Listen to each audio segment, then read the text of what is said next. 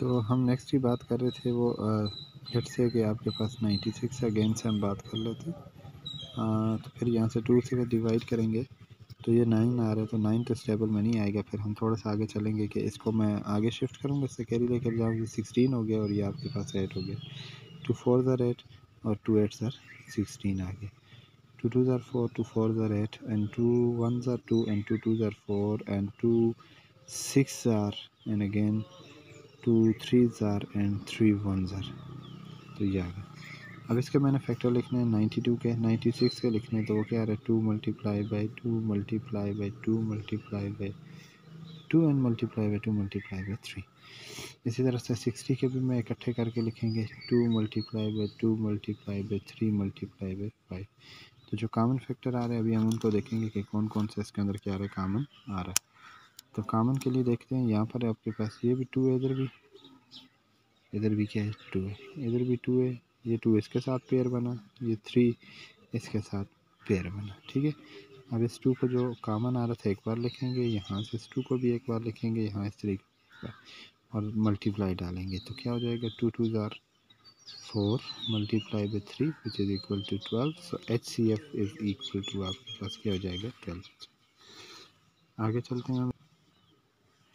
इसी को अगर हमने इकट्ठा करना पड़े तो फिर हम इकट्ठा किस तरह से करेंगे, मतलब कि दोनों को कलेक्टिवली करना चाहें तो आप इसको कलेक्टिवली भी कैसे करेंगे देखते हैं। अभी ये मैंने लिखा 60 और ये मैंने लिखा 96, दोनों को इकट्ठा करना चाहते हैं। आंसर पे कोई फ़र्क नहीं पड़ेगा, उसी तरह से आना होगा, लेकिन इसके लिए वन रूल है आपके पास। वो रूल क्या है, डिवाइड टिल, आपने इसको डिवाइड करना है कब तक, when there is no common factor, जब दोनों के अंदर कोई कॉमन नहीं रह जाते, मतलब कि जो आपने तब तक डिवाइड करना है जब दोनों सेम टेबल से डिवाइड हो रहे हों।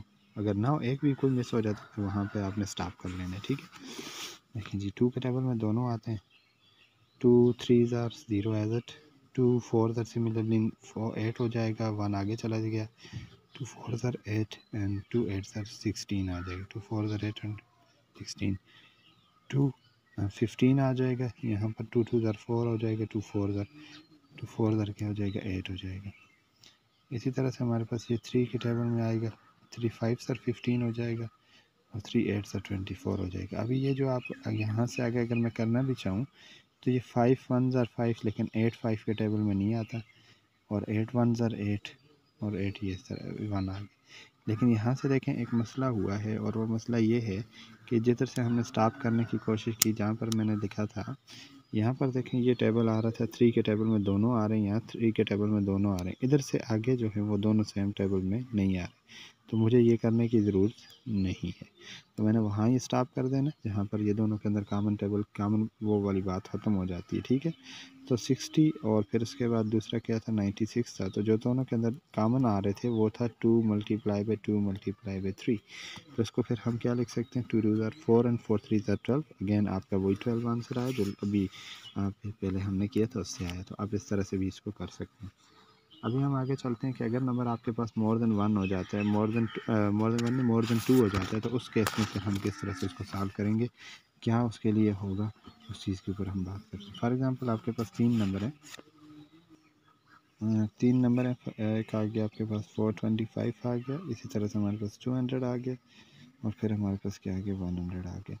अब ये बहुत, चूँकि अगर मैं सेपरेटली तीनों को डील करूँगा तो ये बहुत लंबा हो जाएगा, इसलिए मैं फिर इकट्ठा ही दोनों को स्टार्ट कर लेता हूँ। ठीक है, द मोस्ट इंपॉर्टेंट थिंग कि आपके पास ये दोनों जो हैं, यहाँ इसके लास्ट में 5 है, इसके 0, इसके 0 है, तो ये 5 के टेबल में तो आते हैं, लेकिन ये 2 के टेबल में नहीं आएगा क्योंकि 425 है, 5 आ रहा है, 5 के टेबल में आएगा।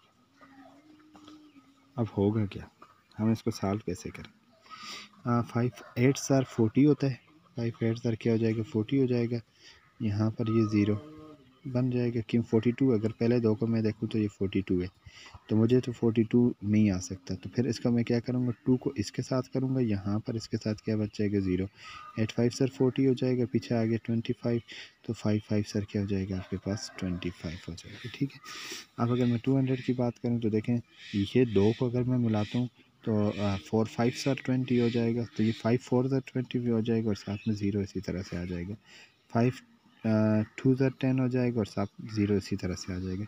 अभी हम देख सकते हैं कि लास्ट में 5 आ रहा है तो अगेन ये 5 के टेबल में आएगा, ठीक है। तो अभी थोड़ा सा हम देखेंगे, गौर करेंगे। पहला नंबर 8 है, 8 तो 5 के टेबल में आने से रहा, तो यहाँ पर मैं 3 कैरी लेकर जाऊँगा इसके पास और ये पीछे बच जाएगा 5, 5 1 ज़र 5, 5 7 ज़र 35 हो जाएगा। अब इधर अगर देखा जाए तो 40 के लिहाज से, तो 40 को क्या कहेंगे, 8 5 ज़र 40 हो जाएगा और 5 4 ज़र 20 हो जाएगा। अब देखें बच्चे, आगे अगर हम चलते हैं तो there is no common factor between them, तो इनके अंदर कोई कॉमन फैक्टर नहीं आ रहा है। यहाँ पर देखें किसी के टेबल 17 आ रहा है तो 17 8 के टेबल में नहीं आता है, 8 4 के टेबल में आ रहा है। ये दोनों तो कॉमन आ रहे हैं लेकिन फर्स्ट 2 कॉमन नहीं आ रहा। तो फिर हमने क्या करना है बच्चे, यहाँ पर स्टॉप कर जाना है। तो देखें अभी मैं जो कॉमन आ रहा था वो था 5 × 5 दैट इज़ 25। तो इट्स मीन दैट 425 आपके पास आ गया, 200 आपके पास आ गया एंड देन आपके पास 100 आ गया एंड ऑल ऑफ देम, इन सब के दरमियान में जो कॉमन फैक्टर है वो आपके पास क्या आ रहा है, 25 आ रहा है, विच इज़ और रिक्वायर्ड आंसर। इसी तरह से एक दो और क्वेश्चन की हम बात अगर करें, 108 की बात कर लेते हैं जो कि आपकी प्रैक्टिस एक्सरसाइज के अंदर से आ रहा है। और इसी तरह हमारे पास दूसरा नंबर जो है वो 288 है। इसको कैसे सॉल्व करने की कोशिश करेंगे, पहले मैं इसको सेपरेटली करके बता देता हूँ, फिर आपको मैं कलेक्टिवली भी एक को ट्राई करके दोनों तरीके से करके आपको बताता हूँ किस तरह से होगा। बच्चे देखिए 2 5 ज़र 10 हो जाएगा, 2 4 ज़र 8 एंड यहाँ 5 तो नहीं आएगा, 2 5 से 1 कैरी लेकर जाएंगे, पीछे 4, 2 2 ज़र 4 एंड 2 7 ज़र 14। अब देखें ये 3 के टेबल में आएगा क्योंकि 2 + 7 9, 9 इज़ डिविजिबल बाय 3, ठीक है। अब यहाँ पर क्या होगा, 3 9 ज़र 27, 3 3 ज़र 9 एंड 3 1 ज़र 3। तो 108 is equal to 2 multiply by 2 multiply by 3 multiply by 3 and multiply by 3।